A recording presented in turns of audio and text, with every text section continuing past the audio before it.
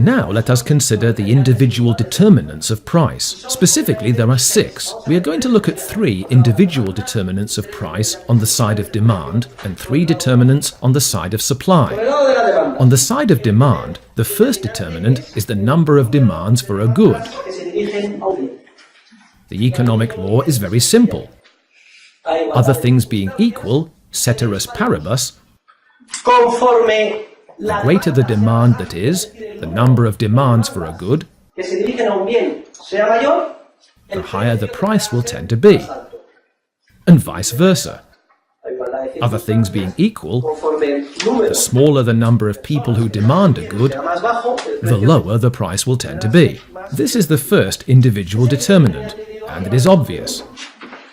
That is why advertising is so important, to make oneself known. So, let's say I'm a very pretty girl, I'm very attractive, I'm worth a lot, I'm very honest, I have solid principles. Basically, I am the ideal woman. Still, if I hardly ever go out and nobody knows me, then I'm going to end up a spinster. So, what do I need? Suitors, lots of suitors. Therefore, in a more or less subtle way, the girl must be advertised, or advertise herself. She must make herself look beautiful, etc.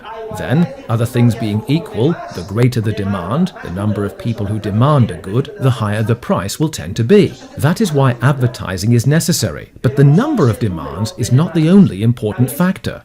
Also key, and this is the second individual determinant of price on the side of demand, is the subjective valuation buyers make of a good.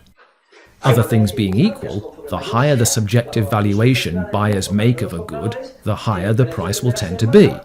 And the lower the subjective valuation buyers make of a good, the lower the price will tend to be. In other words, marginal utility. The purpose of advertising is double. First, it is aimed at attracting the interest of many people. And second, a good is advertised in an appealing manner, so that people will value it highly. The result? Someone who advertises expects therefore to be able to sell at a higher price. Christmas is coming up, and soon we'll be flooded with perfume commercials, won't we? What are perfume and cologne commercials like? Well, to start with, they are shown again and again, so that lots of people see them. And then, for instance, cologne commercials almost give the impression that if a man uses a certain brand, 100 girls will fall at his feet every day. What happens to the price of perfumes and colognes? It goes up. We could also talk about car commercials.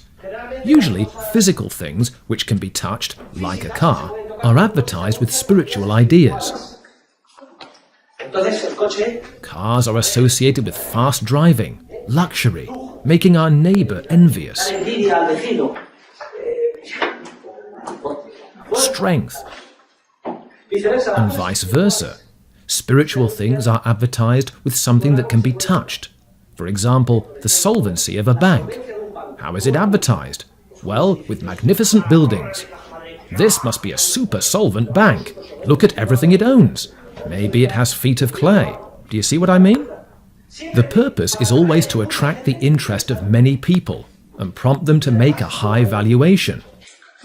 The third determinant of price on the side of demand is the subjective value buyers place on money, the medium of exchange. I think you will all grasp this immediately. If a buyer hardly values money at all, do you think the price of what he buys will tend to rise or fall? It will tend to rise because he lets go of money very easily. In contrast, if the buyer is very stingy because he likes to save money and does not like to let go of it, then he will demand little and the price will tend to fall. We could cite thousands of examples to illustrate this determinant. For instance, Asturian mining villages.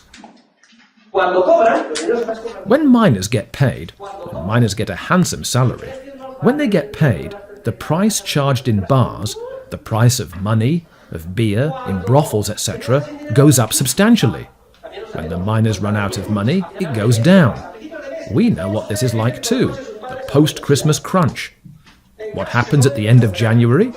Well, at the beginning of the month, you all drive back to the university in your parents' cars. The food at home is fabulous. Mom serves meat and fish, etc. But by the 15th of January, it's spaghetti, spaghetti, spaghetti, spaghetti, spaghetti. The car stays in the garage, and everybody takes the metro. Well, parallel with these three individual determinants of price on the side of buyers, there are another three on the side of sellers. The fourth determinant is the number of units for sale. Again, the economic law is very simple. As the number of units for sale rises, other things being equal, what do you think the price will do? Will it go up or down? If there is an excellent crop and the market is suddenly flooded with potatoes or strawberries, what will the price tend to do? It will tend to go down, and vice versa. If there is a terrible crop and suddenly considerably fewer units are available, the price will tend to go up. What happens to peaches in January? Where do peaches come from in January? What do you think, Noah? From greenhouses. From where? They come from Chile or from southern Africa, and they are incredibly expensive. So clearly, the number of units exerts an effect opposite to what we saw on the side of buyers. The fifth determinant is the subjective value sellers place on the good. A seller may place a high subjective value on a good. For instance, this is a Van Gogh painting I inherited from my family. To be honest, I'm only selling it to you because I'm in a desperate situation. It has enormous sentimental value to me. Well, the price will tend to be high. Now, most sellers are affected by the law of marginal utility and the division of labor, which we have already talked about. Most sellers specialize in something, and they hardly value at all what they make. Thus, their marginal utility is zero. The marginal buyer determines the price for everyone.